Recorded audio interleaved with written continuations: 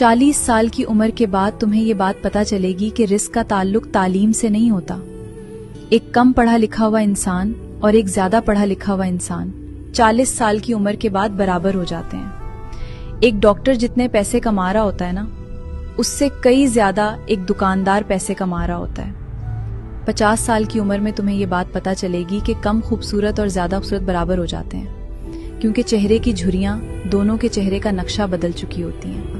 60 साल की उम्र में तुम्हें ये बात पता चलेगी कि एक बड़े ओहदे का इंसान और एक कम ओहदे का इंसान दोनों बराबर हो जाते हैं, क्योंकि रिटायरमेंट के बाद दोनों को एक चपड़ासी भी सलाम नहीं करेगा।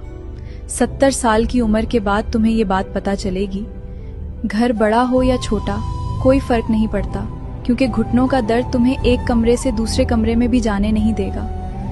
तुम्हें सिर्फ एक कुर्सी चाहिए होगी, एक कमरा चाहिए होगा जहां तुम्हें कोई डिस्टर्ब ना करे।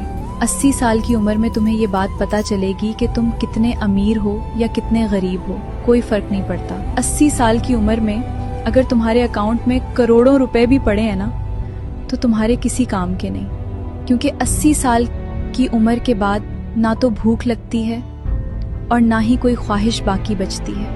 90 साल की उम्र के बाद तो ना नींद अपनी रहती है और ना नींद से उठने के बाद ये याद रहता है कि करना क्या है। समझाने का मकसद एक ही है कि इंसान सारी जिंदगी इन 3 चीज़ों के पीछे भागता है, पैसे के पीछे, ओहदे के पीछे, खूबसूरती के पीछे। लेकिन तल्ख हकीकत तो ये है कि कुछ अरसे के बाद ये तीनों चीज़ें बेमायनी हो जाती हैं, एक जैसी हो जाती हैं। इसलिए इन चीज़ों के लिए कभी खुद को मत थकाना, बल्कि जिन नेमतों से अल्लाह ने तुम्हें नवाजा है उनको एंजॉय करो। तुम नहीं जानते कि किस पल तुम्हारी जिंदगी की शाम हो जाएगी।